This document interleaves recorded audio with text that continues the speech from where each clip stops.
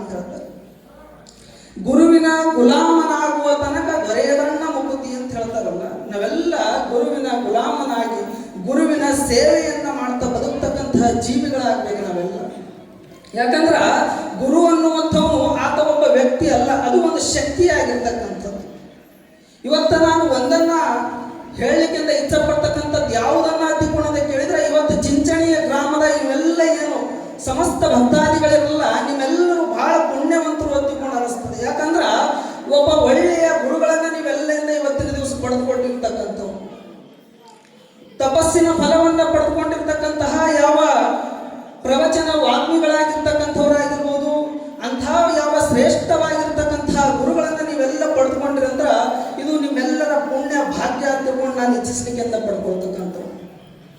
ಅದೇ ರೀತಿಯೊಳಗೆ ಅಪಾರವಾಗಿರ್ತಕ್ಕಂಥ ಭಕ್ತಿ ಪ್ರೀತಿಯನ್ನಿಟ್ಟು ನೀವೆಲ್ಲ ಪ್ರತಿ ದಿವಸದಿಂದ ಅಂತಹ ಗುರುವಿನ ಸೇವೆಯನ್ನ ಮಾಡ್ತಕ್ಕಂಥವ್ರು, ಪ್ರತಿ ದಿವಸನೂ ಕೂಡ ನೀವು ಆ ಗುರುವಿನ ಸ್ಮರಣೆಯನ್ನ ಮಾಡ್ತಕ್ಕಂಥವ್ರು, ಅಂತಹ ಯಾವ ಭಕ್ತರನ್ನ ಪಡೆದಿರುವಂತಹ ಯಾವ ಚಿಂಚಣಿಯ ಪರಮಪೂಜ್ಯರು ಕೂಡ ಅವರು ಪುಣ್ಯವಂತರು ತಿಳ್ಕೊಂಡು ನಾ ಎಂದು ಭಾವಿಸ್ತಕ್ಕಂಥವ್ರು ಆಗ್ತೀವಿ.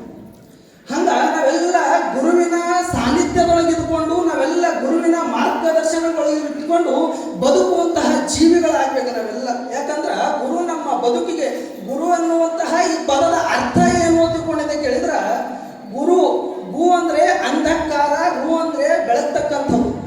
ಭಕ್ತನಲ್ಲಿರುವಂತಹ ಅಂಧಕಾರವನ್ನು ಹೋಗಲಾಡಿಸಿ ಆ ಒಬ್ಬ ವ್ಯಕ್ತಿಯ ಬದುಕಿನಲ್ಲಿ ಯಾವ ಬೆಳಕನ್ನುವಂಥದ್ದನ್ನ ಚೆಲ್ತಾನಲ್ಲ ಆತನಿಗೆ ಅಂತ ಗುರು ಅಂತ ತಿಳ್ಕೊಂಡು ಕರೀತಕ್ಕಂಥದ್ದು.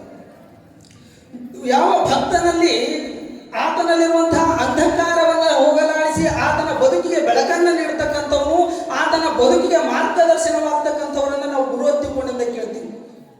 ಹಿಂದೆ ಅಕ್ಬರ್ ಮಹಾರಾಜ ತನ್ನ ಆಸ್ಥಾನದೊಳಗ ಎಲ್ಲಾ ಪಂಡಿತರನ್ನ ಕರೆಸಿದ್ದ. ಹಿಂಗೆ ಎಲ್ಲಾ ದೊಡ್ಡ ದೊಡ್ಡ ಪಂಡಿತರನ್ನ ಕರೆಸಿದ್ದ. 4 ವೇದಗಳನ್ನ ಬಲ್ಲಂತ, 6 ಶಾಸ್ತ್ರಗಳನ್ನ ಬಲ್ಲಂತ ಎಲ್ಲಾ ದೊಡ್ಡ ದೊಡ್ಡ ಪಂಡಿತರನ್ನ ಕರೆಸಿದ್ದ. ಯಾವಾಗ ಎಲ್ಲಾ ಪಂಡಿತರು ನೀವೆಲ್ಲ ಹೆಂಗ ಕುತ್ಕೊಂಡಿರಲ್ಲ, ಈಗ ಒಂದು ಕಡೆಗಿಂದ ದೊಡ್ಡ ದೊಡ್ಡ ಪಂಡಿತರು ಈ ಕಡೆಗೆ ಎಲ್ಲಾರು ಕೂಡ ಇಂದ ಕುತ್ಕೊಂಡಿದ್ರು. ಎಲ್ಲಾ ಪಂಡಿತರು ಕುತ್ಕೊಂಡಿರುವಂತಹ ಪ್ರಸಂಗದೊಳಗ ಯಾವಾಗಿಂದ ಅಕ್ಬರ್ ಮಹಾರಾಜ ಅಲ್ಲಿ ಕುಳಿತಿರ್ತಕ್ಕಂಥ ಪಂಡಿತರಿಗೆ ಅಂತ ಪ್ರಶ್ನೆಯನ್ನ ಮಾಡ್ತಾನೆ. ಯಾವ ಪ್ರಶ್ನೆ? ಜಿಸ್ ದುನಿಯಾ ಮೇ ಸಬ್ಸೆ ಬಡಾ ಆದ್ಮಿ ಕೌನ್ ಹೈ? ಪ್ರಶ್ನೆ ಏನ್ ಮಾಡ್ಲಿಕ್ಕಂದ್ರೆ ತಿಳ್ಕೊಂಡ ಕೇಳಿದ್ರ, ಜಗತ್ತಿನೊಳಗೆ ಎಲ್ಲರಿಗಿಂತ ದೊಡ್ಡವ್ರು ಯಾರು? ಯಾವಾಗಿಂದ ಜಗತ್ತಿನೊಳಗೆ ಎಲ್ಲರಿಗಿಂತ ದೊಡ್ಡವ್ರು ಯಾರು ಎನ್ನುವಂತಹ ಪ್ರಶ್ನೆಯನ್ನು ಕೇಳಿದಾಗ ಒಬ್ಬ ಪಂಡಿತೆಯಿಂದ ಎದ್ದು ನಿಂತುಕೊಂಡಿದ್ದ ಹೇಳ್ತಾನೆ. ಏನಂತ? ಮಹಾರಾಜ್ ಜಿಸ್ ದುನಿಯಾ ಮೇ ಸಬ್ಸೆ ಬಡಾ ಆದ್ಮಿ ಕೌನ್ ಹೈ ಅಂತ ತಿಳ್ಕೊಂಡು ಪ್ರಶ್ನೆ ಕೇಳಿದಾಗ ಆತ ಹೇಳ್ತಾನೆ, ಮಹಾರಾಜ್ ಜಿಸ್ಕೆ ಪಾಸ್ ಧನ್ ಹೈ ವಹಿ ದುನಿಯಾ ಮೇ ಸಬ್ಸೆ ಬಡಾ ಆದ್ಮಿ कहलाता है ಅಂತ. ಇವ ಏನ್ ಹೇಳಿಕಂದ್ರೆ ತಿಳ್ಕೊಂಡ ಕೇಳಿದ್ರ, ಜಗತ್ತಿನಲ್ಲಿ ಯಾವನ ಹತ್ರ ಇಂದ ಸಂಪತ್ತು ಐತಿ, ಯಾವನ ಹತ್ರ ಆಸ್ತಿ ಐತಿ, ಯಾವನ ಹತ್ರ ಬಹಳ ರೊಕ್ಕ ಐತಿ, ಯಾವನ ಹತ್ರ ಇಂದ ಬಹಳ ಬಂಗಾರ ಐತಿ, ಅವರಿಂದ ಜಗತ್ತಿನೊಳಗೆ ದೊಡ್ಡವ ತಿಳ್ಕೊಂಡಿಂದ ಹೇಳಿಕತ್ತ. ಅಕ್ಬರ್ ಮಹಾರಾಜ ಒಂದು ಕ್ಷಣೆಯಿಂದ ವಿಚಾರವನ್ನ ಮಾಡ್ತಾನೆ. ಯಾವುದನ್ನ ತಿಳ್ಕೊಂಡ ಕೇಳಿದ್ರ, ಜಗತ್ತಿನೊಳಗೆ ರೊಕ್ಕ ಇರ್ತಕ್ಕಂಥವ್ರು 8 ಮಂದಿ ಇಲ್ರಿ. ರೊಕ್ಕ ಜಗತ್ತಿನೊಳಗೆ ಬಹಳ ಜನರ ಕಡೆಗೆ ಐತಿ, ಬಂಗಾರ ಬಹಳ ಜನರ ಕಡೆಗೆ ಐತಿ.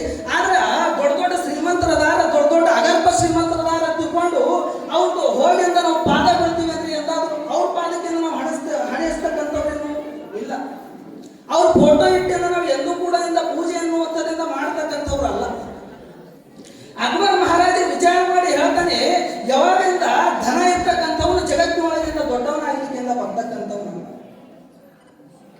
ಅಲ್ಲಿ ಕುಳಿತಿರ್ತಕ್ಕಂಥವ್ರಿಗಿಂತ ಪ್ರಶ್ನೆಯನ್ನು ಮಾಡ್ತಾನೆ. ಮತ್ತೆ ಯಾವಾಗಿಂದ ಮತ್ತೊಬ್ಬ ಪಂಡಿತೆಯಿಂದ ಎದ್ದು ನಿಂತ್ಕೊಂಡು ಹೇಳ್ತಾನೆ. ಆತ ಏನ್ ಹೇಳ್ತಾನೆ ಅಂತ ತಿಳ್ಕೊಂಡಿದ್ದ ಕೇಳಿದ್ರ, ಜಿಸ್ ದುನಿಯಾ ಮೇ ಸಬ್ಸೆ ಬಡಾ ಆದ್ಮಿ ಕೌನ್ ಅಂತ ತಿಳ್ಕೊಂಡಂದಾಗ ಆತ ಹೇಳ್ತಾನೆ, ಮಹಾರಾಜ್ ಕಿಸ್ಕೆ ಪಾಸ್ ತಾಕತ್ ಹೈ, ಕಿಸ್ಕೆ ಪಾಸ್ ಯೌವನ ಹೈ, ವಹಿ ದುನಿಯಾ ಮೇ ಸಬ್ಸೆ ಬಡಾ ಆದ್ಮಿ कहलाता है ಅಂತ. ಇವ ಏನ್ ಹೇಳಿಕತ್ತಾನ್ರಿ ಅಂದ್ರ, ಜಗತ್ತಿನೊಳಗೆ ಯಾವನಲ್ಲಿ ಯಾವ ಬಲಿಷ್ಠ ಅದಾನ, ಯಾವ ಬಲಾಢ್ಯ ಅದಾನ, ಯಾವನಲ್ಲಿ ಬಹಳ ತಾಕತ್ ಐತಿ, ಯಾವ ದೊಡ್ಡ ಕುಸ್ತಿ ಪೈಲ್ವಾನ್ ಅದಾನ, ಅವಿಂದ ಜಗತ್ತಿನೊಳಗೆ ದೊಡ್ಡವಾಗಿ ತಿಳ್ಕೊಂಡು ಹೇಳ್ತಾನೆ.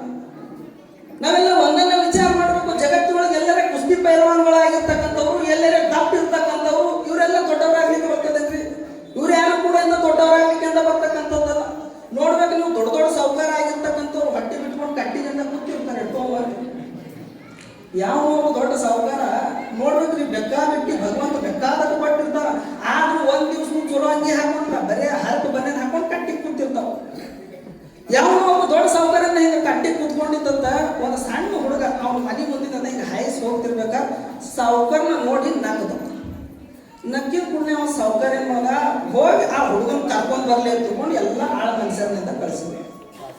ಎಲ್ಲ ಆಯ್ತ ಆಳ ಮನುಷ್ಯರು ಹೋಗಿ ಆ ಹುಡುಗನಿಂದ ಕರ್ಕೊಂಡು ಬಂದ್ರು. ಬಂದ ಕೂಡಲೇ ಸಾವುಕಾರ ಅಂದ, ಅಲ್ಲೋ ನಾನು ನೋಡಿ ನಕ್ಕೆಲ್ಲ ಯಾಕೆ ನಕ್ಕಿ?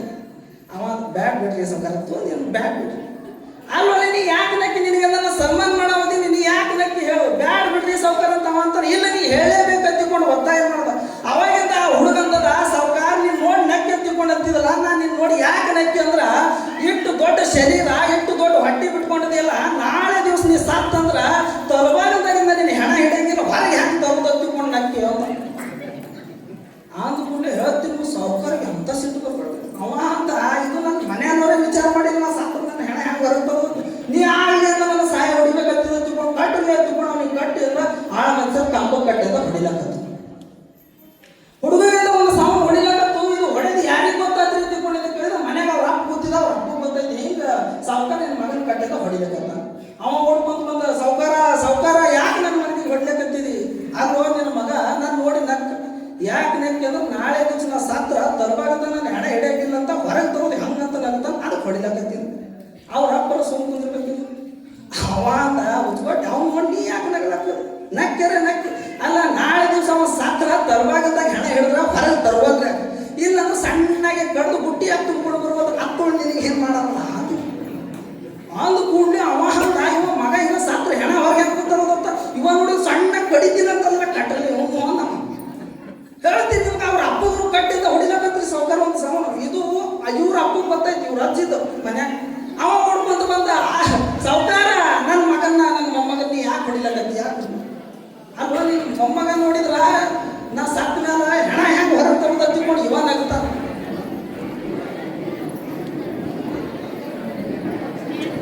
ಯಾವಾಗಿಂದ ಇವ ನೋಡಿದ್ರ ಮಗ ನೋಡಿದ್ರ ಅಂತ ನೀನು ಮಗ ನೋಡಿದ್ರ ಮಳೆ ಮಳೆ ಮಳೆ ಹೋಗಿದ್ರಿ ಸುಮ್ಮನೆ ಕುತ್ಕೊರಿ, ಶಾಂತ ಕುತ್ಕೊರಲ್ಲ. ಯಾವಾಗ ಅವ ಮನೆಗಿರ್ತಕ್ಕಂಥ ಅಜ್ಜಿಯಿಂದ ಹೊಡ್ಕೊಂತ ಬಂದ, ಸಾವುಕಾರ ನೀ ಯಾಕೆಂತ ನಮ್ಮ ಮಗನಿಗಂತ ಮೊಮ್ಮಗನಿಗೆ ಹೊಡಿಲಕತ್ತಿದೆ ಅಂತ ತಿಳ್ಕೊಂಡು. ಯಾವಾಗಿಂದ ಅವ ಸಾವುಕಾರ ಅಂದ, ಅಲ್ಲೋ ನಿನ್ನ ಮೊಮ್ಮಗ ನೋಡಿದ್ರಂತ ನನ್ನ ಸತ್ರ ಹೆಣ ಹೊರಗೆ ಹೆಂಗೆ ತರೋದು ತಿಳ್ಕೊಂಡು ಅಂತಾನ, ನಿನ್ನ ಮಗ ನೋಡಿದ್ರಂತ ನನ್ನ ಸಣ್ಣಾಗಿಂದ ಕಡ್ದು ಹುಟ್ಟಿ ತುಂಬ್ತೀನಿ ಅಂತ ತಿಳ್ಕೊಂಡು ಅಂತಾನ, ಅದಕ್ಕಾಗಿಂದ ನಾನು ಕಟ್ಟು ಹೊಡಿಲಕತ್ತೀನಿ ಅಂತ. ಇವ ಅವ್ರ ಅಪ್ಪ ಇವ ಅಜ್ಜ ಇವ ಸುಮ್ಕೊಂಡ್ಬೇಕಂತ ಇವ ಅಂತ ಆದ್ಮೇಲೆ ನಿಮಗೆ ತೊಂದು ಏನು ಮಾಡೋದು ನಾನು ನೋಡ್ರಿ. ನಾಳೆ ಸಾವುಕಾರ ಸಾತ್ರ ಹೆಣ ತರಬಾಗಿದ್ದಾಗ ಹಿಡಿದ್ರ ಹೊರಗೆ ಹಾಕಿ ತರ್ಬಾರ್ದು, ಇಲ್ಲ ಸಣ್ಣಗೆ ಕಡ್ದು ಬುಟ್ಟಿಯಾಗಿ ತೊಗೊಂಡ್ಬರ್ಬಾರ್ದು, ಇಲ್ಲಾಂದ್ರೆ ಮನೆಯಾಗೆ ಹೆಣ ಇಟ್ಟು ಮನೆಗೆ ಸಿಮೆಂಟ್ ಹೋಗಿ ಮನೆಗೆ ಯಾಕೆ ಬೆಂಕಿ ಹಚ್ಬಾರ್ದು. ಅದು ಏನು ಮಾಡೋದದ? ಅವ ಅಂತ ನಮಸ್ಕಾರ ಅಂತ ಬಾಬು ನೋಡಿದ್ರ ಸಣ್ಣ ಕಡಿತೀನಿ ಅಂತಾನ, ಇನ್ನೊಬ್ಬ ನೋಡಿದ್ರ ಸಾತ್ರ ಹೆಣ ಹೆಂಗೆ ಹೊರಗೆ ತರೋದಂತ, ಇನ್ನೊಬ್ಬ ನೋಡಿದ್ರೆ ಮನೆಗೆ ಇಟ್ಟು ಬೆಂಕಿ ಹಚ್ಚೋದಂತ. ಬ್ಯಾಡ್ ಬಿಡ್ಲಿ ಅಂತ ಎಲ್ಲರನ್ನೂ ಬಿಟ್ಟು ಕಳಿಸಿದ. ಹಂಗ ಈ ದಪ್ಪಿದ್ದವರು ತಾಕತ್ವನಿದ್ದವರು ಇವ್ರದ್ರ ಪರಿಸ್ಥಿತಿ ಚಲೋ ಅಂತೀರಿ ಕೂತ್ರಿ ಹೇಳಕ್ಕೆ ಬರಲ್ಲ, ಎದ್ರ ಕುಂದ್ರಾಕ್ತಾರ. ನೋಡ್ಬೇಕು ಇರ್ಲಾರ್ದು ಬಿ ಪಿ ಶುಗರ್ ಜಗತ್ತಿನೊಳಗೆ ಎಲ್ಲ ರೋಗಗಳಿಂದ ಮನುಷ್ಯಗೆ ಅದಾವೇನ್ರಿ. ಅದಕ್ಕಾಗಿ ನೀವು ನೋಡ್ಬೇಕಂದ್ರೆ ಜಗತ್ತಿನೊಳಗ ಏನೆಲ್ಲ ರೋಗಗಳದಾವ, ಎಲ್ಲ ರೋಗಗಳು ಶುಗರ್ ಮನುಷ್ಯಾಗ, ಬಿ ಪಿ ಮನುಷ್ಯಾಗ, HIV ಮನುಷ್ಯಾಗ, ಪ್ರತಿಯೊಂದು ಸಾವಿರಾರು ರೋಗಗಳದಾವ. ಎಲ್ಲವೂ ಕೂಡ ಮನುಷ್ಯಾಗ ಇರ್ತಕ್ಕಂಥವು. ಎಲ್ಲರ ಕೇಳಿದ್ರಿ ಪ್ರಾಣಿಗಳಿಗೆ ರೋಗ ಇರ್ತಕ್ಕಂಥದ್ದು ಹಿಂಗೆಲ್ಲರ ಕೇಳಿದ್ರೆ ಹಿಂಗ್ರಿ ಚಿಂಚಣಿ ಊರಾಗ ಸಾವುಕಾರ ಕ್ವಾಣಿಗೆ ಬಿ ಪಿ ಬಂದು ಚಕ್ರ ಬಂದು ಬಿದ್ದಿತ್ರಿ. ಕ್ವಾಣಿಗೆ ಬಿ ಪಿ ಇಲ್ಲ, ಎತ್ತಿಗೆಂದ ಶುಗರ್ ಆಗ್ತಕ್ಕಂಥದ್ದಲ್ಲ. ಪ್ರತಿಯೊಂದು ಶುಗರ್ ಪ್ರತಿಯೊಂದು ರೋಗಗಳು ಕೂಡ ಇವತ್ತು ಮನುಷ್ಯನಿಗೆ ಇರ್ತಕ್ಕಂಥವು. ಹಂಗ ನಾವೆಲ್ಲ ಇಂದ ಒಂದನ್ನ ವಿಚಾರ ಮಾಡ್ತಕ್ಕಂಥವ್ರಾಗ್ಬೇಕು. ಜಗತ್ತಿನೊಳಗೆ ಯಾವುದನ್ನ ತಿಳ್ಕೊಳ್ಳೋದು ಕೇಳಿದ್ರೆ ಅಕ್ಬರ್ ಮಹಾರಾಜ ಹೇಳ್ತಾನ, ಎಲ್ಲರಿಂದ ಕುಸ್ತಿ ಪೈಲ್ವಾನ ಆಗಿರ್ತಕ್ಕಂಥವ್ರು ಬಹಳ ಬಲಾಢ್ಯನಾಗಿರ್ತಕ್ಕಂಥವ್ನು ಇವರಿಂದ ಜಗತ್ತಿನೊಳಗೆ ದೊಡ್ಡ ಅನ್ಸ್ಕೊಳ್ಳಿಕ್ಕಿಂತ ಬರ್ತಕ್ಕಂಥದ್ದು. ಇನ್ನು ಕೊನೆಯದಾಗಿ ಅಲ್ಲಿ ಕುಳಿತಿರ್ತಕ್ಕಂಥ ಎಲ್ಲ ಪಂಡಿತರಿಗಿಂತ ಅಕ್ಬರ್ ಮಹಾರಾಜ ಪ್ರಶ್ನೆಯನ್ನ ಮಾಡ್ತಾನೆ, ಯಾವುದನ್ನ ಜಿಸ್ ದುನಿಯಾ ಮೇ ಸಬ್ಸೆ ಬಡ ಆದ್ಮಿ ಕೌನ್? ಯಾವಾಗಿಂದ ಕೊನೆಯದಾಗಿ ಬೀರ್ಬಲ್ ಎದ್ದು ನಿಂತ್ಕೊಂಡೆಂದ ಹೇಳ್ತಾನೆ, ಬೀರ್ಬಲ್ ಎದ್ದು ನಿಂತ್ಕೊಂಡೆಂದ ಹೇಳ್ತಾನೆ, ಮಹಾರಾಜ್ कौन दूसरों के दुख दूर करने के लिए वो खुद कष्ट में पड़ता है ना, वही दुनिया में सबसे बड़ा आदमी कहलाता है. ಜಗತ್ತಿನೊಳಗೆ ಯಾರು ದೊಡ್ಡವರು ಅಂತ ಕೇಳಿದ್ರ ಯಾವ ವ್ಯಕ್ತಿ ನನಗ ಏನಾದ್ರೂ ಜಗತ್ತಿನೊಳಗೆ ಬರ್ತಕ್ಕಂತಹ ಕಷ್ಟಗಳಿದ್ರ ಅವೆಲ್ಲ ನನಗೆ ಬರಲಿ, ಈ ಜಗತ್ತಿನ ಜೀವಿಗಳೆಲ್ಲ ಇಂದ ಸುಖದೊಳಗಿರ್ಲಿ ಅಂತ ತಿಳ್ಕೊಂಡು ಯಾವ ಬಯಸ್ತಾನಲ್ಲ ಅವ ಇಂದ ಜಗತ್ತಿನೊಳಗಿಂದ ದೊಡ್ಡವಾಗ್ಲಿಕ್ಕೆ ಬರ್ತಕ್ಕಂಥದ್ದು ಅಂತ ಹೇಳ್ತಾನೆ. ಹಂಗ ಜಗತ್ತಿನೊಳಗ ಬಾಲ್ಯೆಲ್ಲ ಮಹಾಂತ ಶಿವಗಳು ಹೇಳ್ತಾರಲ್ರಿ, ಜಗವೆಲ್ಲ ನಗುತ್ತಿರಲಿ ಜಗದಡಿಗೂ ಎನಗಿರಲಿ, ಜಗತ್ತೆಲ್ಲ ಇಂದ ನಕ್ಕೋತಿರ್ಲಿ, ಜಗತ್ತಿನ ಪ್ರತಿಯೊಂದು ಜೀವಿಗಳ ಕೂಡ ಇಂದ ಆನಂದದೊಳಗಿರ್ಲಿ. ಈ ಜಗತ್ತಿಗೆ ಏನಾದ್ರೂ ದುಃಖಗಳ ಬಂದ್ರ, ಈ ಜಗತ್ತಿಗೆ ಏನಾದ್ರೂ ಕಷ್ಟಗಳ ಬಂದ್ರ, ಈ ಜಗತ್ತಿಗೆ ಏನಾದ್ರೂ ದುಮ್ಮಾನಗಳ ಬಂದ್ರ ಅವೆಲ್ಲವೂ ಕೂಡ ಇಂದ ನನಗೆ ಬರಲಿ ಅಂತ ತಿಳ್ಕೊಂಡು ಬಯಸ್ತಾನಲ್ಲ, ಆತ ಒಬ್ಬ ಮಹಾತ್ಮ ಅನಿಸ್ಕೊಳ್ತಾನ, ಆತ ಒಬ್ಬ ಯೋಗಿ ಅನಿಸ್ಕೊಳ್ತಾನ, ಆತನೇ ಇಂದ ದೊಡ್ಡ ಸದ್ಗುರುನಾಥನಾಗಿರ್ತಕ್ಕಂಥವನು. ಅದಕ್ಕಾಗಿ ಜಗತ್ತಿನೊಳಗ ಗುರು ಅಂತಕ್ಕಂಥವನು ದೊಡ್ಡವನಾಗಿರ್ತಕ್ಕಂಥವ್ನು. ಅದಕ್ಕಾಗಿನೇ ಜಗತ್ತಿನೊಳಗೆ ನೋಡ್ಬೇಕು, ನಾವೆಲ್ಲ ಬಹಳ ದೊಡ್ಡ ಶ್ರೀಮಂತದಾನ ತಿಳ್ಕೊಂಡು ಹೋಗಿ ನಾವೆಂದ ಅವ್ರ ಪಾದಕ್ಕಿಂತ ಹಣಿ ಹಂಚಿ ನಮಸ್ಕಾರ ಮಾಡ್ತಕ್ಕಂಥದ್ದಲ್ಲ. ಯಾಕ ವಂದನ ತಿಳ್ಕೊಳ್ಬೇಕು ನಾವೆಲ್ಲ ಇವತ್ತ ಯಾವುದಂದ್ರೆ ತಿಳ್ಕೊಂಡು ಕೇಳಿದ್ರೆ ನಾವೆಲ್ಲ ಇವತ್ತು ಗುರುಗಳು ಬಂದಿದ್ರು ಅಂದ್ರೆ ನಾವೆಲ್ಲ ನಮ್ಮ ಹಣಿ ಹಚ್ಚಿ ನಮಸ್ಕಾರ ಮಾಡ್ತೀವಿ ಗುರುಗಳಿಗೆ. ಯಾಕೆ ಮಾಡ್ತೀವ್ರಿ? ಜಗತ್ತಿನಲ್ಲಿ ಆ ಪರಮಾತ್ಮನಿಂದಲೂ ಕೂಡ ಇಂದ ನಮ್ಮ ಹಣೆ ಬರಹ ಅನ್ನುವಂಥದ್ದಿಂದ ಬರ್ತಿರ್ತಕ್ಕಂಥ ಹಣೆ ಬರಹ ಅನ್ನುವಂಥದ್ದಿಂದ ಅಳಿಸ್ಲಿಕ್ಕಿಂದ ಅದನ್ನ ಬದಲಾಯಿಸ್ಲಿಕ್ಕಿಂದ ಬರ್ತಕ್ಕಂಥದ್ದಲ್ಲ. ಆದ್ರೆ ನಾವು ಪ್ರತಿನಿತ್ಯನೂ ಗುರುವಿನ ಪಾದಕ್ಕಿಂತ ಹಣೆ ಹಚ್ಚಿ ನಮಸ್ಕಾರ ಮಾಡಿದ್ರೆ ನಮ್ಮ ಹಣೆ ಬರದೊಳಗಿರ್ತಕ್ಕಂತಹ ಕಷ್ಟವನ್ನ ದೂರ ಮಾಡಿ ಸುಖ ಅನ್ನುವಂಥದ್ದನ್ನ ಕೊಡ್ತಕ್ಕಂಥ ಸಾಮರ್ಥ್ಯ ಅದು ಗುರುನಾಥನ ಪಾದದೊಳಗಿಂದ ಇರ್ತಕ್ಕಂಥದ್ದು. ಅದಕ್ಕಾಗಿ ನಾವೆಲ್ಲರೂ ಕೂಡ ಇಂದ ಗುರುವಿನ ಪಾದಕ್ಕಿಂತ ಹಣೆ ಹಚ್ಚಿ ನಮಸ್ಕಾರ ಮಾಡ್ತಕ್ಕಂಥದ್ದು. ಗುರುವಿನ ಪಾದದೊಳಗೆ ಅಂಥ ಒಂದು ದೊಡ್ಡದಾಗಿರ್ತಕ್ಕಂಥ ಶಕ್ತಿ ಅನ್ನುವಂಥದ್ದಿಂದ ಅಡಗಿಕೊಂಡಿರ್ತಕ್ಕಂಥದ್ದು. ಆ ನಿಟ್ಟಿನೊಳಗೆ ನಾವೆಲ್ಲ ನಮ್ಮ ಬದುಕಿನಲ್ಲಿ ಸದಾಕಾಲ ನಾವು ಗುರುವಿನ ಆಶ್ರಯದೊಳಗೆ ಬದುಕ್ತಕ್ಕಂಥವ್ರಾಗಬೇಕು. ಗುರುವಿನ ಅವಿನಾಭಾವ ಸಂಬಂಧವನ್ನು ಹೊಂದಿರತಕ್ಕಂಥವ್ರಾಗಬೇಕು. ಪ್ರತಿನಿತ್ಯರು ಗುರುವಿನ ನಾಮಸ್ಮರಣೆ, ಗುರುವಿನ ಆರಾಧನೆಯನ್ನು ಮಾಡುತ್ತಾ, ಗುರುವಿನ ವಚನ ಪಾಲನೆಯನ್ನು ಮಾಡುತ್ತಾ, ಗುರುವಿನ ಮಾರ್ಗದರ್ಶನದೊಳಗೆ ನೀವೆಲ್ಲರೂ ಬದುಕಿದ್ದೇ ಆದ್ರೆ ನಮ್ಮ ಬದುಕು ಅನ್ನುವಂಥದ್ದು ಬಂಗಾರ ಆಗ್ತದೆ. ನಮ್ಮ ಬಾಳ ಅನ್ನುವಂಥದ್ದು ಕೀರ್ತಿಮಯವಾಗಲಿಕ್ಕೆ, ನಾವೆಲ್ಲರೂ ಆನಂದದೊಳಗೆ ಸುಖ ಶಾಂತಿ ನೆಮ್ಮದಿಯಿಂದ ಬದುಕಲಿಕ್ಕಿಂತ ಸಾಧ್ಯ ಆಗ್ತಕ್ಕಂಥದ್ದು ಅನ್ನುವಂಥ ಮಾತನ್ನು ಹೇಳುತ್ತಾ ನನ್ನ ಎರಡು ಮಾತುಗಳಿಗಿಂತ ವಿರಾಮ ಮಾಡ್ತೇನೆ.